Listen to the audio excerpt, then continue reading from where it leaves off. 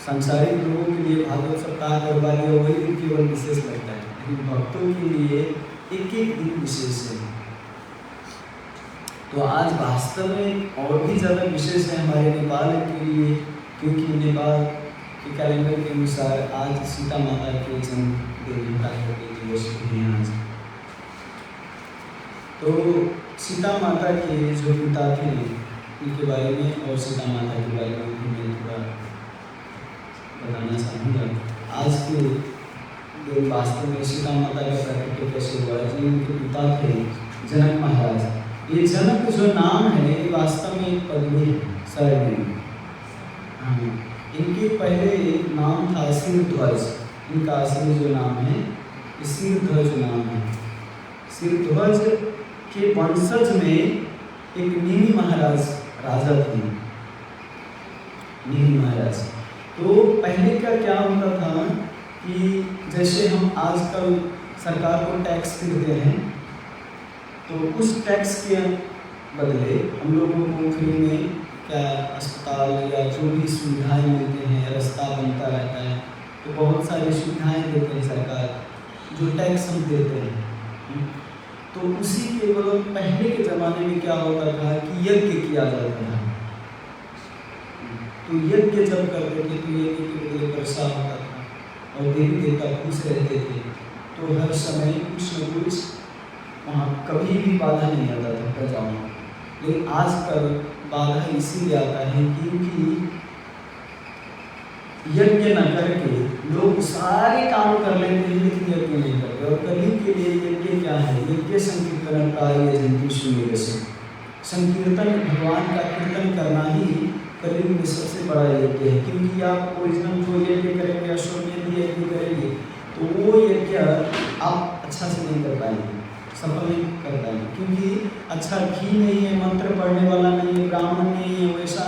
इसीलिए आप अभी यज्ञ केवल संकीर्तन भगवान के नाम से ही कर सकते हैं। तो पहले के राजा जो थे उस एकदम हर महीने हर साल मतलब कुछ न कुछ विभिन्न प्रकार के यज्ञ होता है करते रहते थे यज्ञ, उससे सभी प्रसन्न होते थे। तो नील महाराज एक बहुत यज्ञ थे, बहुत बड़ा यज्ञ। तो यज्ञ करने से पहले वशिष्ठ मुनि को न्योता देने गए थे कि वशिष्ठ जी आप हमारे यज्ञ में पधारिए, क्योंकि जो ऋषि मुनि हैं वो शुद्ध मंत्र उच्चारण करते हैं, उनके आशीर्वाद से और ज़्यादा यज्ञ सफल हो। तो नीली महाराज के पास गए थे बुलाने, नीली महाराज बुलाने गए थे वशिष्ठ जी को।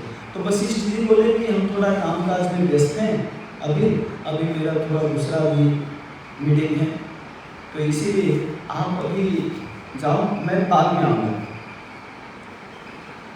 इतना बात कह देते हैं, नीली महाराज आते हैं घर पर और यज्ञ शुरू कर देते हैं। और नीली महाराज जब यज्ञ शुरू कर देते हैं तो यज्ञ करते करते समाप्त हो जाता है। यज्ञ तो समाप्त हो गया, लेकिन जब वशिष्ठ मुनि जब आते हैं तो देखते हैं कि भोज भात सब कुछ हो गया, सबको खिला पिला के यज्ञ भी समाप्ति हो गया।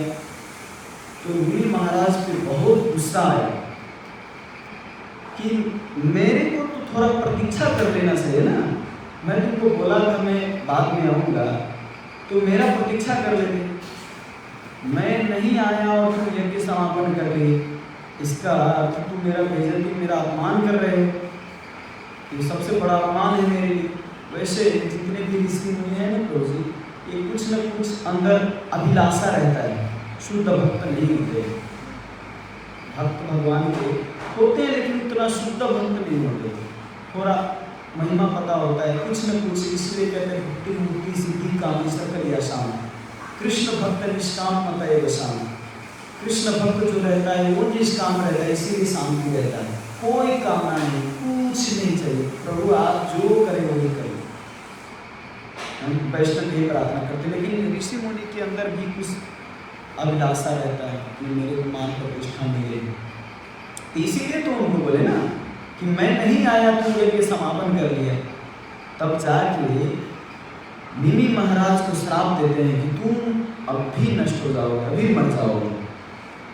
वशिष्ठ ने श्राप दिए तो निमि महाराज का प्रश्न क्या उठता है कि गुरु, उनके गुरु मानते थे, जितने भी जैसे राज्य का चलाने के लिए उनसे सलाह लेते थे, गुरु मानते थे, लेकिन गुरु यहाँ पे श्राप दिए, इनका कोई गलती नहीं था। तो निमि महाराज कह रहे मैं इसमें कोई गलती नहीं किया, मैं देवताओं के लिए जो करता था यज्ञ वही यज्ञ कर रहा हूँ, मेरा कोई गलती नहीं, फिर भी आपने श्राप दिया, इसीलिए मैं भी आपको श्राप देता हूँ। पहली बार चेला भी गुरु को श्राप देते, श्राप दिए कि आप भी मर जाओगे, क्योंकि मेरा इसमें कुछ गलती नहीं और मैं समय पर ये मुहूर्त निकलना जा रहा था, इसीलिए मैंने यज्ञ कर दिया। तो वशिष्ठ मुनि वहाँ पे चले जाते हैं, नष्ट हो जाते हैं तो वशिष्ठ मुनि। फिर ये अनेक कल्प के बाद ही वशिष्ठ मुनि भी आते हैं, प्रकट होते हैं, लेकिन निमि महाराज को जब मरने की श्राप मिलता है तो निमि महाराज तो मर जाते हैं, तो अदेह हो जाते हैं, उनका देह नहीं रहता। तो सब ब्राह्मण लोग हाहाकार करने लग जाते हैं राज्य में कि बिना राजा के कैसे चलेगा राज्य, चारों तरफ हाहाकार होने लग जाता है। तब सब ब्राह्मण मिल के, ऋषि मुनि मिल के और कहते हैं महाराज मैं आपको देह प्रदान करना चाहता हूँ, मैं आपको ऐसा शरीर प्रदान करना चाहता हूँ जिस शरीर से आप राज्य का पालन कर सकते हो। तो जाके निमि महाराज को जब ये प्रस्ताव रखते तो निमि महाराज कहते हैं जो देह अब मैंने त्याग दिया, अब मैं नहीं स्वीकार करूँगा, अब मैं देह नहीं स्वीकार कर सकता, मैं ऐसे ही रहूँगा। तो ब्राह्मण कहते फिर आपका आत्मा जो है तो भटकेगा चारों तरफ, है ना, केवल आत्मा रहेगी। कैसे कितने लोग कहते हैं निराकार, जब निराकार रहेंगे तो आप न सेवा कर पाएंगे न खा पाएंगे, इसीलिए तड़पते हैं केवल, मतलब कोई आकार, आत्मा इतना मतलब सूक्ष्म होता है कि वो कुछ कर नहीं सकता। आत्मा शक्ति होता है भगवान के अंश है, लेकिन कुछ कर नहीं सकता, इसीलिए कहते हैं कि महाराज आप देह स्वीकार कर लीजिए। तो निमि महाराज अब यहाँ पे कहते हैं देखिए मैं देह तो नहीं स्वीकार करूँगा। तो ब्राह्मण कहते आप रहेंगे कहाँ? तो कहते मैं रहूँगा, जितने लोग हैं मनुष्य, ये जो निमिष कहते हैं ना, निमिष ये आँख के जो ये आईलिड है ऊपर का, इस आईलिड के ये जो पलक है, पलक कहते हैं, तो पलक झपकता है ना, उसी पलक पे मैं वास करूँगा। क्यों? क्योंकि इसी आँख से भगवान के दर्शन करते हैं भक्त, है ना। तो भगवान का दर्शन करते तो मैं यहाँ पर रहूँगा, तो जब भी भगवान का दर्शन करेंगे तो मैं भी हर समय भगवान के दर्शन कर पाऊँगा। निमि महाराज का भाव ये था, इसीलिए कहा जाता है, मनुष्य को सलाह दिया जाता है कि जो आपके पास आंखें दी गई हैं, ये आंखें भगवान के दर्शन करने में उपयोग कीजिए।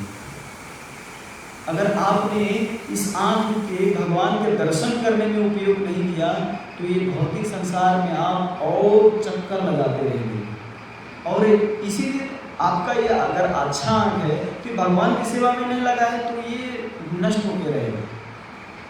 कई लोग को तो भगवान ने आँख भी नहीं दिए, आँख है ही नहीं, अंधा होकर जन्म लेता है। लेकिन आपके पास आँख है तो आँख को भगवान की सेवा में लगाइए। इसीलिए अम्बरीश महाराज प्रार्थना करते हैं, सवै मन कृष्ण पदार हृदय वचाम से वैकुंठ विनाम वरणी करो हरे मंदिर मार्ग नाम सुरती चकार कथा हो। मेरे जो पैर है, पैर, नाक, आँख, कान, ये केवल भगवान के ही सेवा में लगे हैं। मैं पैरों से प्रार्थना परिक्रमा करूँ भगवान की, आँखों से भगवान के दर्शन कर पाऊँ, हाथों से भगवान की फूल माला बना पाऊँ, ये ऐसी प्रार्थना करते हैं। तो हमारे जितने भी सारे हैं ये भगवान की ही सेवा में उपयोग होना चाहिए। नहीं तो निमि महाराज शराब दे देते हैं और उसका मृत होने से पहले आँख खराब हो जाता है। हम लोग आँखा अस्पताल में जाते हैं, आँख अस्पताल में इलाज कराने, इलाज कराने से जब पहले निमि महाराज को भी प्रार्थना कर सकते हैं, क्योंकि निमि महाराज ये आँख के पलकों को रक्षा करते हैं, आँखों को रक्षा करते हैं, आँखों की रक्षा करने के लिए, क्योंकि इस आँख से भगवान का दर्शन करते हैं, इसीलिए पलक बन की रक्षा के लिए निमि महाराज। तो निमि महाराज कहते मैं इसी पलक पे मैं वास करूँगा। तो ब्राह्मण कहते ठीक है। इसके बाद जो मरा हुआ शरीर होता है निमि महाराज का, उस शरीर से ब्राह्मण लोग मंथन करते हैं। मंथन करते करते जैसे हम लोग दही मथते हैं तो उससे घी निकालते हैं, उसी तरह निमि महाराज को मंथन करके उसमें से निकला कौन? जनक महाराज। जो महाराज जो बच्चा होगा वो जनक महाराज पैदा होंगे। तो जनक इसीलिए नाम पड़ा क्योंकि उनका जननी नहीं था। जनक मतलब पिता होता है, केवल पिता था, मतलब शरीर से जन्म लिए, पिता से जन्म लिए, लेकिन माता नहीं, इसीलिए उनका नाम पड़ा जनक। जननी मतलब माता, जनक मतलब पिता, तो इसीलिए उनका नाम जनक पड़ा। और जितने भी उनके वंशज में आए अभी तो जनक ही नाम पड़ा, लेकिन उनका सिर ध्वज असली नाम दिया गया था ब्राह्मण के द्वारा। तो जनक महाराज जो थे, तो जनक महाराज के पास एक भी संतान नहीं, तो ये संतान के लिए, और सबका पहले के जितने भी राजा थे यज्ञ करते थे, यज्ञ कर, तो निमि महाराज जो यज्ञ किए थे वही यज्ञ फिर जनक महाराज कर दिए। तो यज्ञ के लिए पहले क्या होता था, कूद से ही जाते थे, कुश जो घास होता है तो उस घास उग जाते थे। तो उस घास उग जाने के लिए जनक महाराज स्वयं खुद हल से, जिसको सीता भी कहते हैं, संस्कृत में उसका सीता भी कहते हैं, हल को, हल का जो नोक होता है उसको सीता भी कहते हैं। तो हल से वो डिगिंग करना पड़ता है, खनना पड़ता है। तो खनते समय बार बार बाधा आ रहा है, अटक रहा है। तो जब भी हमारे जीवन में कोई बाधा आता है तो समझना चाहिए क्या कोई ना कोई गलत काम हुआ है मेरे से पूर्वजन्म में, और नहीं तो कुछ भगवान इस पर शिक्षा दे रहे हैं या कुछ लीला करने वाले हैं। तो जनक महाराज जब उस वहाँ पे जहाँ पे डिगिंग करने में, वो खनने में दिक्कत हो रहा था, वहाँ पे जब खनाई किए तो वहाँ पे एक बॉक्स मिला। तो उस बॉक्स के अंदर इतनी सुंदर जगत माता सीता माता का उसमें शरीर, बहुत छोटे से शरीर था और बहुत सुंदर कोमल सा कोमल। तो उनको लगा कि कौन ऐसा निर्दयी होगा कि इसमें रख दिया होगा बच्चा, है ना, कोई कैसे रख सकता है। तब जाके आपका स्वामी होता है कि ये आपके लिए, आपकी पुत्री के रूप में है। इनका विवाह स्वयं प्रभु श्री राम अनंत ब्रह्मांड के मालिक प्राकट होने वाले हैं, उनके साथ उनका विवाह। तब जाके यहाँ पर सीता महारानी का जो जन्म है अभी भी आप जनकपुर में मनाया जाता है, लेकिन जो वास्तविक स्थान है सीता माता का वो बॉर्डर साइड में सीतामढ़ी कभी कहा जाता है उस स्थान को। सीतामढ़ी में जाएंगे तो वहाँ पे जनक महाराज वहाँ पे हल चुके हैं, तो वहाँ पे जनक स्थान है वास्तविक सीता माता का। लेकिन जनकपुर में जनक महाराज का राज्य नहीं था। तो सीता महाराज की बहुत, ये कोई साधारण स्त्री नहीं थी। जैसे हम जितने भी माताएं स्त्री की लीला सुनते हैं रुक्मिणी जी या राधा रानी या सीता माता या भगवान कृष्ण की जितने भी पत्नियां हैं, ये सब भगवान के ही विस्तार है, राधा रानी के ही विस्तार है। भगवान के विस्तार राधा रानी और राधा रानी के संपूर्ण जितने भी पत्नी हैं। तो एक जानवर माता भी जो नित्यानंद प्रभु के पत्नी थी, वो भी सीता माता का ही विस्तार थी। जानवा माता मतलब देखने में वो कितने लोग कहते माता लोग व्यास आसन में बैठ के प्रवचन दे सकते हैं, नहीं, जानवा माता देती थी प्रवचन। जब नित्यानंद प्रभु का प्रकट हो गया तो जानवा माता देती थी, कथा करती थी। अभी भी जाएंगे जगन्नाथपुरी में तो एक स्थान है जानवा माता। तो जानवा माता एक बार ऐसे ही स्त्रियां प्रवचन नहीं कर सकती, स्त्रियां ये नहीं कर सकती, मतलब बहुत ब्राह्मण लोग चीखते थे। तो जानवा माता एक बार ऐसे ही प्रवचन कर रहे थे, तो बहुत दूर से अटैक करने वाले जो व्यक्ति थे वो आ रहे थे जानवा माता पर अटैक करने। तो देखते हैं तो जब नज़दीक में आ गए, लग रहा है अब अटैक करके उनको मार देंगे, लेकिन वो जितना नज़दीक आ रहे हैं उतना ही उनको दूर नजर आ रहा है। वो पहुँचते पहुँचते अरे अब आ गया तब आ गया, प्रहार करने जाते तो लगता था कि यहीं पर है माता, लेकिन जब प्रहार करने जाते तो बहुत दूर चले जाते थे और फिर वही जगह पर है। तो कई दिन लगा के भी उनके पास नहीं पहुँच पाए। तब जाके ब्राह्मण लोग सोचने लगे ये कोई साधारण स्त्री नहीं है ना। देखिए स्त्री नर्क के द्वार बताए गए है ना, इसका अर्थ ये नहीं कि सब स्त्रियां हैं, है ना। जैसे मनुष्य को सबसे अधम भी बताया जाता है और सबसे श्रेष्ठ भी बताया जाता है, क्योंकि अधम वो होता है जो भगवान का भजन भक्ति नहीं करता है, और मनुष्य श्रेष्ठ जीवन इसलिए बताया गया क्योंकि उनके पास सक्षमता है, सक्षम है, वो भगवान की भक्ति कर सकता है। तो अगर अधम बताया जाता है तो सब मनुष्य को अधम नहीं बताया जाता, मूर्ख बताया जाता है तो सबको मूर्ख नहीं बताया जाता। श्रेष्ठ उसमें गुरुजन भी होते, आचार्य भी होते। इसी तरह सब स्त्रियां को एक कहलाए कि नहीं रह सकती, क्योंकि हमारे जगत जननी माता सीता माता हमारी माँ जो है स्त्री, तो इसमें हमें कोई नहीं होना चाहिए। तो आज के श्लोक में हम चर्चा करेंगे थोड़ा 19 नंबर श्लोक है। इत्याविदिता हृदय मह्यम, कितने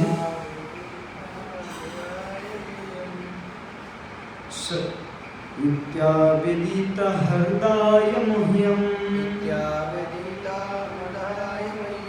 सह भगवान परः आदिदेशारविन्दाक्ष आत्मा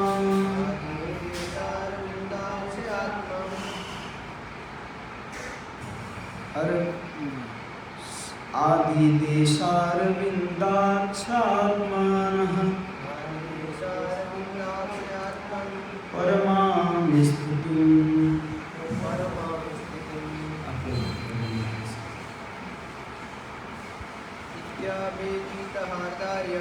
इत्यावेदितः कार्य मह्यं स भगवान् परः आदिदेशारविन्दाक्ष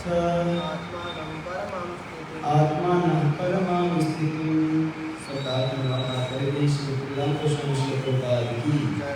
इति आवेदिता, मेरे द्वारा इस प्रकार प्रार्थना किए जाने पर मेरे हृदय के भीतर से मुझको भगवान ने परम आदेश दिया। अरविंद अक्षर कमल जैसे नेत्रों वाला आत्मनः अपना ही परमां दिव्य स्थिति। जब मैंने पूर्ण पुरुषोत्तम भगवान से अपनी यह हार्दिक इच्छा व्यक्त की तो कमल नेत्र भगवान ने मुझे अपनी दिव्य स्थिति के विषय में उपदेश दिया। इस श्लोक में परमाम स्थिति शब्द महत्वपूर्ण है। भगवान की दिव्य स्थिति के विषय में तब भी ब्रह्मा जी से कुछ नहीं कहा गया था जब श्रीमद् भागवतम की 4 श्लोकों जिससे चतुश्लोकी भागवतम की व्याख्या की थी। यह दिव्य स्थिति द्वारका तथा वृंदावन में प्रदर्शित उन भक्तों के प्रति भगवान के वार्ताओं से युक्त है जो उनकी दिव्य प्रेमा भक्ति में लगे हुए थे। जब भगवान ने अपनी विशिष्ट दिव्य स्थिति की व्याख्या की तो वे उद्धव के ही लिए की थी।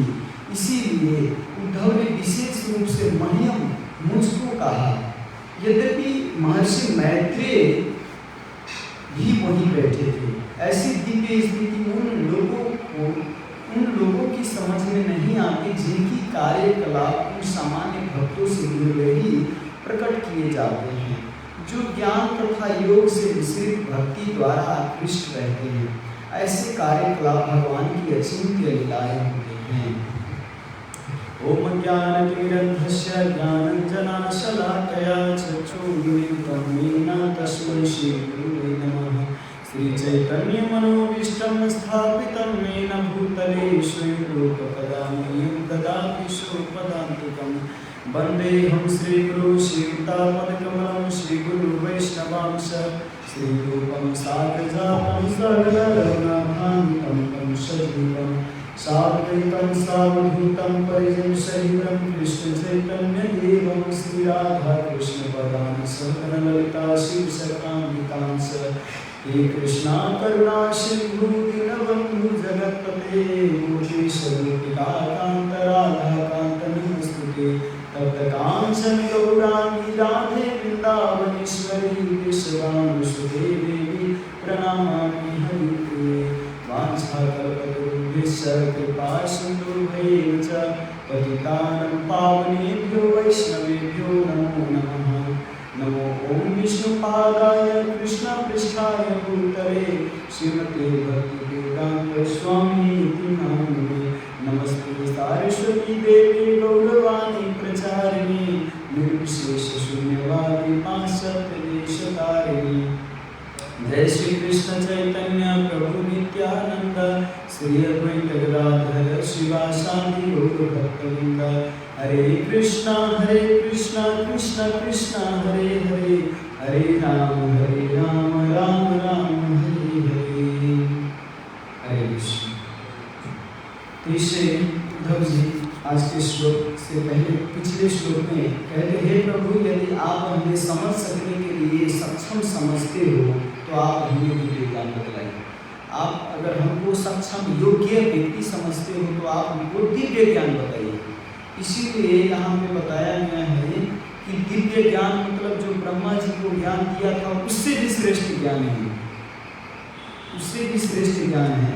और आज के श्लोक में बता रहे हैं कि जब मैंने पूर्ण पुरुषोत्तम भगवान से अपनी यह हार्दिक अभिलाषा इच्छा व्यक्त की तो कमल नेत्र भगवान ने मुझे अपनी दिव्य स्थिति के विषय में उपदेश किया। जब इच्छा किए तब जाके भगवान अपने विशेष दिव्य लीलाओं के बारे में बताए भगवान ने। और सबसे बुरी बात इस श्लोक में क्या है समझने वाली बात, इत्यवेदित हार्दाय मह्यम शब्द बहुत महत्वपूर्ण है। मह्यम शब्द इसीलिए महत्वपूर्ण है कि उद्धव जी थे और वहां पर मैत्रेय जी भी थे। लेकिन उद्धव जी कह रहे हैं कि जो भगवान ने हमको ज्ञान दिया वो केवल मेरे को दिए, मेरे को दिए। जैसे मैंने आप यहाँ पे क्लास आप लोग सुन रहे हैं तो आप क्या कहेंगे, हमको क्लास दिए कि मेरे को क्लास दिए कि हम सबको क्लास दिए? हम सबको क्लास दिए ना, क्योंकि आप सब एक साथ सुन रहे हैं, है ना। इसी तरह यहाँ पे अगर 2 जने हैं तो कहते हैं हमको क्लास दी या हम लोगों को भगवान ने उपदेश किया। लेकिन भगवान जब विदुर जी उद्धव जी यहाँ पे कह रहे मह्यम, मेरे को ही केवल उपदेश किए भगवान। ये गजब की बात है। वहाँ पे 2 व्यक्ति थे, भगवान उपदेश करने वाले थे, लेकिन दोनों व्यक्ति न सुन के केवल उद्धव जी ही श्रवण कर पाए। भगवान परह आदि देश अर्घिताक्ष, अर्घिताक्ष का अर्थ यहाँ पे ये बताते हैं कि कमल नेत्र, भगवान तो कमल के समान है। और जो विरह का पीड़ा सता रहा था उस पीड़ा के कारण जो कमल की शीतलता से होने वाली शीतलता प्रदान करता है, आनंद प्रदान करता है, इसीलिए अरविंदाक्ष शब्द प्रयोग किया। और ये मह्यम शब्द का अर्थ इसीलिए बताया कि मेरे लिए ही केवल क्यों सुना, यहाँ पे समझने वाली बात है। क्योंकि आजकल हम लोग इस टेक्नोलॉजी के जो अभी आधुनिक जो विकास है, हम लोग आधुनिक जो तुच्छ विकास है, पूर्व काल के जो विकास है, भगवान ने जो मंत्र द्वारा करते थे, है ना, पहले के जमाने में जो भी करते थे, देवी देवता के पास शक्ति होता था, आचार्य के पास सिद्धि होता था, उस सिद्धि के जो वो जो विकास करते थे या जो कर सकते थे, वो अभी के वैज्ञानिक लोग नहीं कर सकते, है ना। तो पहले अभी ये तुच्छ टेक्नोलॉजी के कारण हम लोग जब जूम चलाते हैं तो एक को म्यूट कर सकते हैं और एक से ही हम चैटिंग कर सकते हैं, है ना। हम जिससे बात करना चाहे उसी से बात कर सकते हैं और जिसको ना सुनाना चाहे वो नहीं सुन सकता, है ना। व्हाट्सएप में अगर ग्रुप चैटिंग हो रहा है, ग्रुप से बात कर रहे हैं, तो आप जिसको मैसेज देना चाहे तो सबको म्यूट कर दीजिए और एक व्यक्ति को ही केवल आप बोल सकते हैं, है ना। तो वहाँ पे कनेक्ट आप सबसे हैं, लेकिन सुन सकते हैं केवल एक ही व्यक्ति, है ना। उसी तरह यहाँ पे जब भगवान उपदेश कर रहे हैं तो केवल उद्धव जी को ही सुनाई दे रहा है। अब फुसफुस कान में जाके ऐसा मतलब कान में जाके फुसफुस आवाज नहीं की, वहीं पर थे, लेकिन फिर भी मैत्री जी को कुछ समझ नहीं आया। इसीलिए योग्यता जरूरी है। तो गुरु या भगवान योग्यता दे के, जब आपकी योग्यता पहुँच जाएगा ना, तो प्रेसिडेंट के पद, आपको वाइस प्रेसिडेंट का पद, चेयरमैन से लेके मंत्री तक बनाया जा सकता है। भगवान वो पद आपको दे देते हैं जब आप योग्यता प्राप्त कर लेते। तो यहाँ पे मैत्री मुनि का ये नहीं समझ पाएंगे, इसीलिए उद्धव जी को ही केवल यहाँ पे उपदेश किया। और उद्धव जी ही केवल, ये क्यों नहीं हो सकता है, ये असंभव जैसा लग रहा है, क्योंकि हमारा ये टेक्नोलॉजी माइंडिंग, मतलब ये अभी भौतिक दिमाग से हम समझना चाहते हैं, लेकिन ये दिव्य है, ट्रांसडेंटल। तो इसको समझने के लिए ट्रांसडेंटल ही बनना पड़ेगा, वो प्राप्त होता है।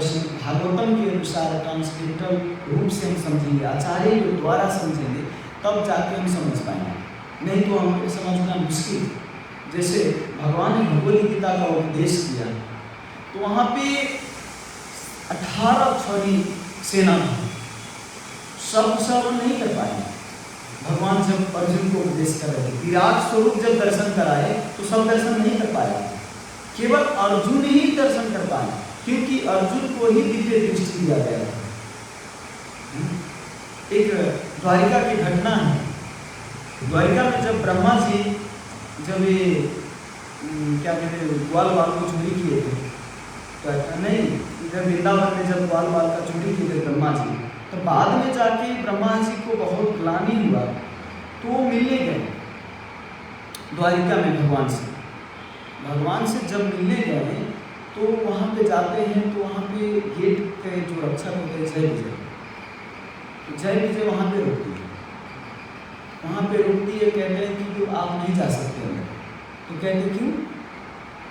कहते हैं कि पहले आपको परमिशन लेना होगा भगवान से, तब जाके आप अंदर प्रवेश कर पाओगे। कहते हैं आपका एड्रेस क्या है, आपका नाम क्या है? ब्रह्मा जी कहते हैं हमको नहीं पहचानते हैं, हम सृष्टि करता है ब्रह्मा। तो कहते हैं अरे आपके जैसा बहुत सारे ब्रह्मा हैं, आप कौन से सृष्टि को, क्या एड्रेस है, क्या नाम है वो बताओ। तो कहते गुस्सा होकर बोलते जाओ चतुर कुमार का बाप आया है वो। ब्रह्मा जी कहते चतुर कुमार का बाप आया है, जाके बोलो भगवान तुमको समझ में नहीं आता मैं कौन हूँ, मतलब आम था कि मैं ही एक सृष्टिकर्ता ब्रह्मा हूँ। तब जाके वहाँ पे जो सिक्योरिटी गार्ड गए अंदर भगवान के पास और बताते हैं कि ब्रह्मा आए, चतुर कुमार के पिता जी आए।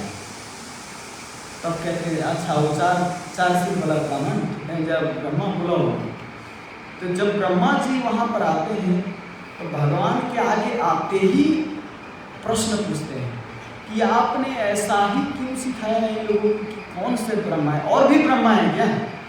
मेरे ही सेवा। तो भगवान केवल वहाँ पे बुलाते नहीं कोई, वहाँ पे भगवान केवल स्मरण करते हैं सब ब्रह्मा का, और सब ब्रह्मा धर धर कितने, और वहाँ पे इतने ब्रह्मा आ जाते, इतने ब्रह्मा जी आ जाते कि ये जो ब्रह्मा 4 सिर वाला ब्रह्मा ये एकदम तुच्छ लगने लग जाता है। मतलब खरगोश के बीच में हाथी सबके बीच में खरगोश जैसा लग रहा है, क्योंकि 1000 सिर किसी का, लाख सिर किसी का, करोड़ों सिर है। ये हमारे दिमाग से ये घुसेगा नहीं, कैसे 1000 सिर लेके वो गेट में कैसे प्रवेश किए होंगे, ऐसा नहीं होता। दिव्य है तो कुछ भी कर सकते हैं। जैसे पीपल के वृक्ष के जो बीज होता है, तो उस बीज के अंदर कई हजारों बीज होता है, और उस बीज के अंदर आप एक एक बीज से एक एक वृक्ष निकाल सकते हो। तो बताइए कि उसमें कई पेड़ हैं उसी वृक्ष में। तो उसी तरह ब्रह्मा जी के जो सिर था वो छोटा भी कर सकते हैं और बड़ा भी कर सकते हैं। तो वहाँ पे जब सब ब्रह्मा आते हैं चारों तरफ से देखते, तो ब्रह्मा जी तो एकदम आश्चर्य पड़ जाते हैं कि बाप रे बाप, इतना ब्रह्मा कहाँ से आ गया। तो पूरा ग्लानि से पूरा भर जाते हैं, भगवान हमको पता नहीं कि हमको लगता था कि मैं ही सब केवल सबसे श्रेष्ठ हूँ। तो ये ब्रह्मा जी सबको देख पा रहे थे, लेकिन सब ब्रह्मा एक को नहीं देख पा रहे थे कि इतने ब्रह्मा मीटिंग हुआ है। आज मीटिंग है सब लोग। ब्रह्मा जी से एक एक से भगवान पूछ रहे थे कि आपका सृष्टि कैसे चल रहा है, आपके सृष्टि में कैसा है। तो समाचार पूछते तो एक एक ब्रह्मा कहते थे कि भगवान आपने जब से हमारे सृष्टि में अवतार लिया है, तब से हमारी सृष्टि में एकदम हर्षोल्लास के साथ पूरा सृष्टि चल रहा है। बहुत आपकी करुणा है कि हमारे सृष्टि में आप अवतार लिए। हर ब्रह्मा यही कह रहे थे, और हर ब्रह्मा से भगवान स्वयं बात कर रहे थे एक एक करके। और कोई भी और हर ब्रह्मा को लग रहा था कि मेरे ही सृष्टि में भगवान अवतार लिए, मेरे ही सृष्टि में द्वारिका है। तो उतने ब्रह्मा थे, उतने ब्रह्मा के साथ भगवान एक एक से वार्तालाप करते थे। ब्रज में जब भगवान बांसुरी बजाते थे, तो बांसुरी बजाते थे तो जिसको भगवान चाहते थे कि ये बांसुरी को आवाज़ केवल उनको ही सुनाई पड़े, तो केवल उनको ही सुनाई देता था। जिस गाय को पुकारते थे बजा के बांसुरी, वही गाय को सुनाई देता, तो वही गाय आता था। आश्चर्य। जैसे हम लोग खदेड़ते हैं, लाने जाते हैं गाय, अगर गाय वैसे अगर दूर चलाए जाते थे, पहले चलाए हैं कि नहीं, इसीलिए गाँव के व्यक्ति भागवतम अच्छा से समझ सकता है। सब कुछ एक्सपीरियंस रहता है, भैंसी भी चराते हैं, बकरी भी चराते हैं, गाय भी चराते हैं ना, तो हर चीज़ का एक्सपीरियंस रहता है, पता होता है, तो जल्दी समझ में आता है, क्योंकि भागवतम इसी के उदाहरण होते हैं। तो भगवान, हम लोग जाते थे लाठी से पकड़ने या उसको अपने खुद से पकड़ने, लेकिन भगवान एक ही जगह पे रह के केवल बांसुरी बजाते थे, और बांसुरी बजाने के कारण जहाँ पर भी जिस गाय को बुलाते थे वो गाय आ जाते थे, अपने आप दौड़ा दौड़ा आते थे। रात में जब रासलीला करना, भगवान जब रासलीला करना होता तो बांसुरी जब बजाते तो उस बांसुरी की आवाज़ केवल गोपियों को ही सुनाई देता था, और किसी को नहीं सुनाई देता था। अभी भी बंसी बट है, आप भांडीर बन जाएंगे वृंदावन में, तो बंसी बट का एक बट है, वृक्ष, बहुत बड़ा वृक्ष। तो उस वृक्ष में अभी भी जो आप, अगर आपका शुद्ध आत्मा हो तो अभी भी कान लगाएंगे तो बांसुरी की आवाज़ अभी भी सुनाई देता है उस बंसी बट से। इसीलिए वहाँ पर बंसी बट। तो भगवान जिसको बुलाना चाहते थे वही के बुलाते हैं। तो ये देखिए एक एक वार्तालाप कर रहे हैं। इसी तरह यहाँ पे उद्धव जी को केवल ही ज्ञान देंगे। अब भगवान का प्राकट्य हो क्या है, मैंने जैसे उद्धव जी ने ही बताया ना, यदुवंश का कैसे सर्वनाश हुआ, भगवान का कैसे अप्राकट्य हुआ, है ना, ये सब बताए ना। ये उद्धव जी लीला के अंदर लीला बता रहे हैं कि मेरे को कैसे कृपा मिला, मैंने कैसे भागवत में श्रवण किया, ये बता रहे हैं। अप्रकट हो चुका है। तो एक एक करके यहाँ उद्धव जी। और दूसरा उदाहरण, भगवान जब रामानुजाचार्य, लक्ष्मण जी के जो अवतार हैं रामानुजाचार्य, जब बुद्धिस्ट लोग, सारे बुद्धिस्ट लोग शास्त्रार्थ करने आए थे रामानुजाचार्य से, तो रामानुजाचार्य कहते हैं हमारे भजन भक्ति के लिए इतना टाइम ही नहीं है कि तुमसे हम वो शास्त्रार्थ करो, हमारे पास इतना टाइम नहीं है।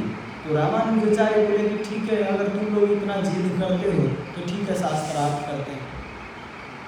रेडी हो जाते रामानुजाचार्य शास्त्रार्थ करने के लिए। तो शास्त्रार्थ कैसे करते हैं? कहते हैं कि एक बार ही सब तुम लोग एक ही बार आओ और सबके साथ में एक बार ही शास्त्रार्थ करो। तो बीच में यहाँ से लेके कपड़ा वहाँ तक टांग देते और बीच में जो छिका रहता है और उस पार जितने भी बुद्धिस्ट मंक होते हैं और इधर रामानुजाचार्य अकेले होते हैं। और रामानुजाचार्य इधर अकेले से ही सबके साथ एक एक करके डिबेट कर रहे हैं, शास्त्रार्थ एक एक करके। और वो लोग आश्चर्य में पड़ जाते, हमसे बात कर रहे कि तुमसे बात कर रहे हैं। वो प्रश्न कर रहे तो उनका भी उत्तर मिल रहा है, ये प्रश्न कर रहे तो उनका भी उत्तर मिल रहा है। वो प्रश्न तो अपने आप में खुद भ्रमित हो जाते थे कि तुमसे बोल रहा है कि मेरे से बोल रहा है। तो जब सब सुनते थे, सब कान लगा के सुनते थे, तो सबको लगता था कि मेरे ही से वार्तालाप कर रहे हैं, मेरे से ही शास्त्रार्थ कर रहे हैं।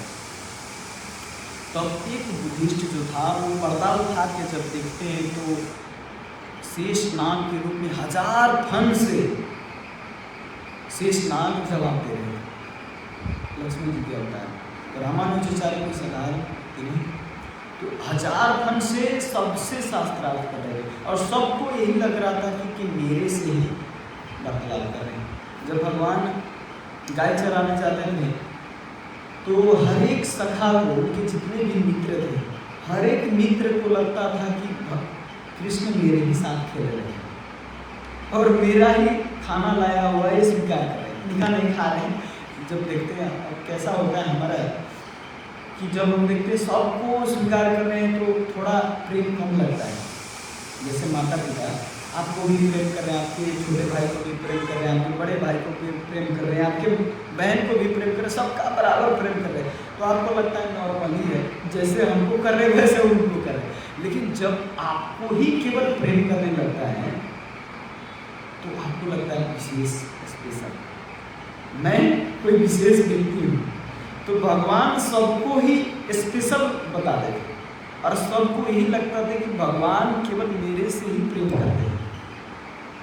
ब्रज के जितनी गोपियाँ थी जब माखन चोरी करने जाते थे तो कभी कभी हर घर में जाते थे और हर घर में गोपी को लगता था कि मेरे घर में चोरी करने आए आजकल। लेकिन ताना दो, इसीलिए यशोदा मैया के घर में एक ही बार एक ही साथ कई गोपियाँ आती थी ताना मारने। देखे ना आप सीरियल में देखे, कई गोपियाँ एक साथ में यशोदा मैया को कहने आते, अरे तुम्हारा लल्ला ने ऐसा किया, तुम्हारा लल्ला ने ऐसा किया, वैसा किया, सर्वनाश कर दिया। और जिस घर में माखन नहीं मिलता था उस घर में जाके और मूत्र विसर्जन कर देते। और कभी कभी किसी का बच्चा होता था तो कान धक्के मोड़ देते थे। और भगवान किसी के घर में माखन नहीं अगर बनाते थे तो कहते थे इस ग्राम में श्राप दरिद्रता पे। इसीलिए बताया जाता है, इसे आचार्य करके बताते हैं कि हमारे जीवन में जो भी जितने भी ग्रस्त लोग हैं सबके घर में, हमारे अभी भी गाँव घर में कोई चीज़ चलन है। चलन क्या है कि रात में लोटा में पानी रख दिया जाता है, लोटा में पानी और कुछ खाना रख दिया जाता है रात में। सब खत्म नहीं करते, कुछ न कुछ भगवान के लिए, कम से कम कुछ खाना ना हो तो कम से कम पानी भी रख देते हैं। क्योंकि भगवान देवी देवता आपके घर में हो सके निरीक्षण करने आए, घूमने आए, तो उनके लिए कुछ न कुछ होना चाहिए। इवन इतना भी नहीं कर सकते तो कम से कम भगवान के लिए भोग तो निकाल के रखना ही चाहिए, भगवान को भोग लगाना ही चाहिए। क्योंकि अगर भोग नहीं लगाएंगे तो वही दरिद्रता फैलता है। क्योंकि भगवान की संपत्ति को आप भगवान को ही अर्पण नहीं करें। कई लोग प्रश्न कर रहे हैं, अरे भगवान का है तो भगवान को क्यों अर्पण करें, है ना? भगवान ने ही दिया है तो भगवान का दिया हुआ उनको क्यों दे, उनके ही दान है, उनका है, वो जब चाहे ले ले। तो भगवान तो ले लेंगे, ये तो आपको कहने नहीं पड़ेगा। आप नहीं भी चाहेंगे तो आपसे छीन लेंगे एक दिन। लेकिन आपका प्रेम भगवान के ऊपर कितना है, भगवान भाव देखते हैं। जब हम गंगा जी में जाते हैं स्नान करने, तो गंगा जी के पानी लेकर और गंगा जी को चढ़ाते हैं, तो गंगा जी में पानी कम है क्या कि गंगा जी के पानी लेकर हम गंगा जी को चढ़ाते हैं? गंगा जी को हम पानी चढ़ाते, इसका अर्थ हम गंगा जी का आदर कर रहे हैं, प्रणाम कर रहे हैं, उनका पूजा कर रहे हैं, ये भाव प्रेम जाते हैं। तो इसीलिए गंगा मैया प्रसन्न होती है। सूर्य के पास इतने प्रकाश से उनको दीपक क्यों दिखाते हैं? क्योंकि ये भक्त का भाव है। ये भाव से, जैसे आप पिता आपको 1000 रुपया दे, 1000 लो बेटा ऐसे मत करो, खाओ पियो, तो उस 1000 रुपये में से आप 900 रुपया खर्चा कर दो, खाओ पियो। 100 रुपया के भी अगर कुछ ला दिए ना पिता के लिए, तो कहेगा मेरा बेटा कितना ख्याल रखता है, कितना मतलब ज्ञानी है, मतलब कितना एक भाव ही अलग हो जाता है। पैसा है किसका? पिताजी का ही पैसा है, लेकिन उन्हीं का पैसा, उन्हीं के पैसा से उन्हीं को कुछ किन के दे दिए, तो वही खुश हो जाते हैं, उनके पास पैसा का कमी नहीं है। ये प्रेम का मामला है, और प्रेम का मामला एक भक्त समझता है। इसीलिए कहते हैं आचार्य, जो घट प्रेम न संचारे वह घट खाल समान, जैसे खाल लोहार के सांस लेत बिन प्राण। जो घट प्रेम न संचारे, जिसके अंदर प्रेम का संचार नहीं है, वो घर कैसा है, उसका शरीर कैसा है? सांस ले बिन प्राण, मतलब जो धुकनी होता है, लोहे को दिखाते हैं गांव घर में, आप जो लोहार होता है, तो लोहार वो ऐसे ऐसे करके और धुकनी में लोहा दिखाता है, तो वो भी सांस लेता है, हवा छोड़ता है, तो हवा छोड़ता है तो वो भी सांस लेता है, लेकिन उनके अंदर प्राण नहीं है। तो व्यक्ति भी वैसा ही, वो मनुष्य भी वैसा ही है, जिसके अंदर प्रेम नहीं है, केवल सांस लेता है, तो वो धुकनी जैसा ही है। सांस ही तो ले रहे, खा पी रहे हैं, जी रहे हैं, उड़ा रहे हैं, बस वही तो सांस ले रहे हैं, है ना? तो क्या कर रहे हैं? तो उसी धुकनी की तरह सांस लेत बिन प्राण, जिसके अंदर प्रेम नहीं है। वास्तव में प्रेम केवल, एक बार श्री प्रभुपाद जी से प्रश्न किए थे, एक प्रभुपाद शिष्य को, नया भक्त था, उनको एक लड़की बहुत पसंद आया और ऊपर छत पर से ही देख रहे थे उस लड़की को, तो प्रभुपाद जी को बोलते हैं कि प्रभुपाद, हमको उस लड़की से प्रेम है, क्या प्रेम करना गलत है? क्या प्रेम किया जा सकता है? तब प्रभुपाद जी बहुत सीरियस होकर उनके ऊपर देख के बोले, प्रेम केवल कृष्ण के लिए। अगर इस संसार में प्रेम है तो केवल और केवल कृष्ण के लिए, संसार में किसी के लिए प्रेम नहीं। वास्तव में केवल कृष्ण के लिए प्रेम। आप किसी से प्रेम करो, ये क्षणिक है। जिस दिन आपसे गलत हुआ, जिस दिन आप इस संसार से छोड़ के चले जाएंगे, अंतिम, ये तो मैं पराकाष्ठ बता रहा हूँ, जिस दिन आप संसार से छोड़ के चले जाएंगे, मर जाएंगे, उस दिन अगर कोई सबसे ज़्यादा प्रेम करने वाला है तो वो माता पिता है, उस दिन भी उसका प्रेम टूट जाता है, जिस दिन आप मर जाएंगे। ये लड़का लड़की का प्रेम तो इस संसार में होते हुए भी डिवोर्स होता रहता है, झगड़ा होता रहता है। केवल झगड़ा होना ये प्रेम टूटना नहीं है, लेकिन फिर भी देखते हैं ना प्रेम कैसा है हमारा प्रेम। इस संसार थोड़ा सा कुछ हुआ कि इतना मतलब मतभेद होने लग जाता है, बल्कि उससे ज़्यादा कई गुना ज़्यादा हमारे इस मोबाइल फोन से प्रेम। मोबाइल फोन अगर गिर गया तो लगता है हार्ट अटैक होने वाला, बरू गिर के थोड़ा ठेवना में चोट लग जाए, घाव हो जाए, इसका इलाज कराना ठीक है, लेकिन मोबाइल फूट जाए इसका अच्छा नहीं, बरू ये ठीक है, इसका दर्द सहन करना ठीक है। मोबाइल फूट जाए, स्क्रीन फूट जाए तो टेंशन होने लग जाता है। 15-20 हज़ार रुपये का स्क्रीन का लगता है, अगर आईफोन हो गया तो 60-70 हज़ार रुपया चला जाएगा, है ना? तो सबसे ज़्यादा टेंशन उसमें होने लगता है। तो हमारे शरीर से ज़्यादा प्रेम हो गया है मोबाइल फोन पर, जो नश्वर है, नश्वर अचल है, इसमें कोई प्राणी नहीं, लेकिन हमारा प्रेम इस पर ही बढ़ते जा रहा है धीरे धीरे। इसका कारण यही है कि हमारे अंदर वो रियल प्रेम, वो असली प्रेम डेवलप नहीं हो रहा है, विकास नहीं हो रहा है। हम केवल भौतिक विकास ही कर पा रहे हैं, और ये भौतिक विकास हमारे दुख का ही केवल काम करता है, केवल दुख ही आदमी करता है और कुछ नहीं कर रहा है। कि ये जितने भी आधुनिक विकास हो रहा है, जितने भी ये विकास हो रहा है, ये सच में मनुष्य के अधम गति के तरफ ला रहा है। पहले एक मशीन से, जब पहले 1000 लोग काम करते थे तो 1000 लोग का पेट भरता था, अभी 50 लोग मिलकर 1000 लोग का काम करने वाला बना दिया मशीन, है ना। ऐसा मशीन बन गया कि 50 लोग ही कंट्रोल कर सकता है, 1 2 3 लोग ही कंट्रोल कर सकता है ना, अकेले भी कंट्रोल कर सकता है, ऐसा मशीन हुआ।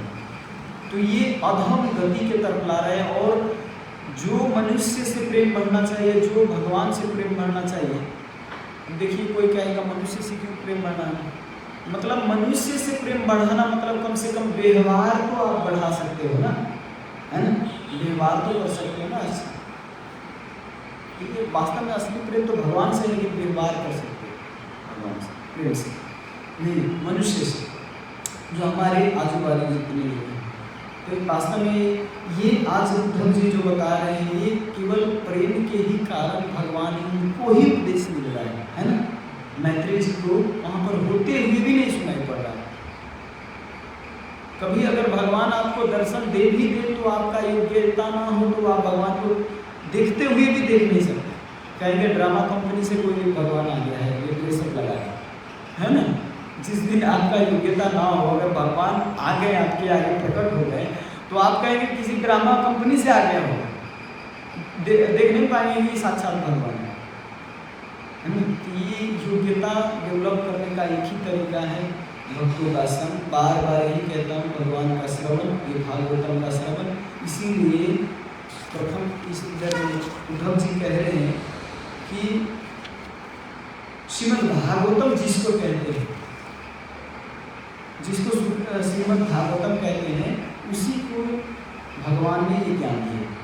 ये जो सूर्य मुनि लोग जिसको कहते हैं, इसलिए पीछे श्लोक में आप श्रवण किए थे कि श्रीमद् भागवत, इसीलिए श्रीमद् भागवतम का हम जितना श्रवण कर पाएंगे उतना भगवान के गुणों के बारे में जान पाएंगे, और जब गुणों के बारे में जान पाएंगे, उनकी महिमा के बारे में जान पाएंगे, तब हमारा उसके ऊपर, उनके ऊपर प्रेम बढ़ता जाएगा। ठीक है, तो प्रेम आज के लिए इतना ही। किसी का कोई प्रश्न तो ले सकते हैं। बहुत सुंदर।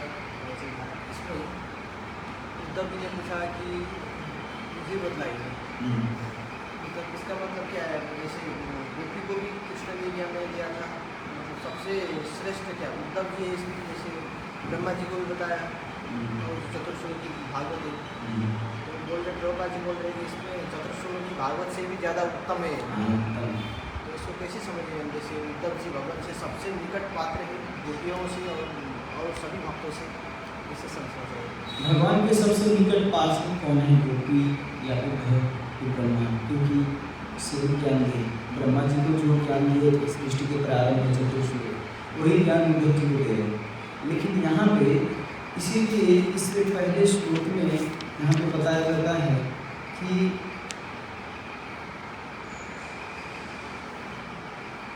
इसे बताया जाता है, अपी क्षमम में ग्रहण करता प्रकाश डालता हो, जिसके पूर्वक ब्रह्मा जी, हाँ यहाँ पे बताया गया, दिव्य ज्ञान बतलाइए जो आपके विषय में प्रकाश डालता है। तो ब्रह्मा जी उतने चतुर्श्लोकी भागवतम ज्ञान दे चुके थे भगवान, लेकिन फिर भी जाके बाद में ब्रह्मा जी भ्रमित हो गए थे भगवान की। वो कभी कभी अहंता कई बार हुआ है, ब्रह्मा जी क्रोधित हुए हैं, कई बार कामी हुए हैं, है ना, कई बार मतलब पतन हुआ है ब्रह्मा में, लेकिन ज्ञान तो मिला था ब्रह्मा जी को, लेकिन फिर भी वो केवल सृष्टि के लिए ही दिया गया था। वो प्रेम, जो प्रेम से बात कर रहे हैं उद्धव जी के साथ, वो प्रेम ब्रह्मा जी से नहीं हुआ। और उद्धव वास्तव में एकदम निकटतम पार्षद है भगवान में, साथ ही खेले रहे हैं, खेले खाए सोते, मतलब हर एक क्रियाकलाप उद्धव जी साथ में किए, और उद्धव जी को इसीलिए बता रहे हैं। और गोपी जन वास्तव में इससे श्रेष्ठ क्यों है उद्धव जी, क्योंकि उद्धव जी स्वयं गोपी भरतु पद कमले दास दास दास, मैं गोपियों का चरणार बिंद का अनुसरण करता हूँ। मतलब उद्धव जी जान पाए, जब उद्धव जी इतने बड़े भक्त हैं तो उद्धव जी भी गोपी का अनुसरण कर रहे हैं, तो गोपी कितना श्रेष्ठ है।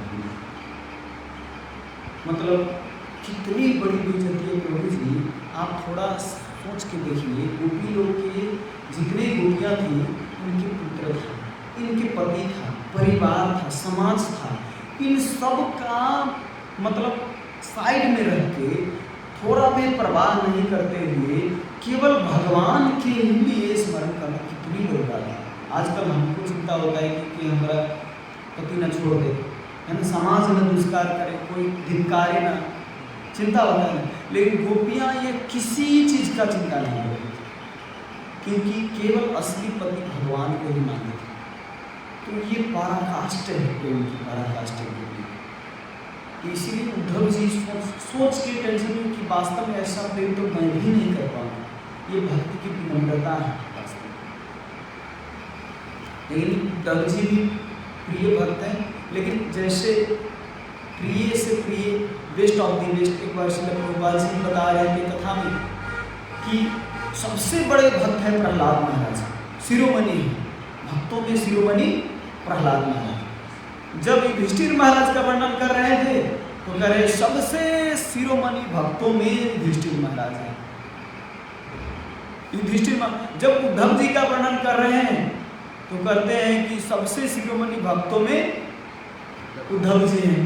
तो एक शिष्य प्रभुपाद जी, आप इनका भी शिरोमणि कह रहे हैं, ये भी शिरोमणि कह रहे हैं, ये भी शिरोमणि कह रहे हैं, तो सबसे श्रेष्ठ हुआ कौन? तीनों शिरोमणि। तो प्रभुपाद जी कहते हैं कि ये बेस्ट है, ये बेस्ट ऑफ द बेस्ट है, और Uddhav ji best of the best of the best of the best. मतलब बेस्ट किसी में कम नहीं है, सब में best of the best of the best, मतलब श्रेष्ठ ही श्रेष्ठ है। उनके भगवान की, वास्तव में भगवान के भक्त कोई भी कम नहीं, सब श्रेष्ठ। लेकिन श्रेष्ठता उसी के अनुसार होता है जिस तरह भगवान के ऊपर प्रेम डेवलप होता है। सबका प्रेम लेकिन अलग। भगवान इसका भी कैटेगरी दिए हैं। आप बृहद भागवतम अमृत पढ़ सकते हैं। बृहद भागवतम अमृत में इसका पूरा डिटेल में बताया गया है। ठीक है, हरे कृष्णा, श्रील प्रभुपाद की। लेकिन गुरुजन से आदेश लेके ही पढ़िएगा बृहद भागवतम, नहीं तो कंफ्यूज हो जाएंगे। हरे कृष्ण।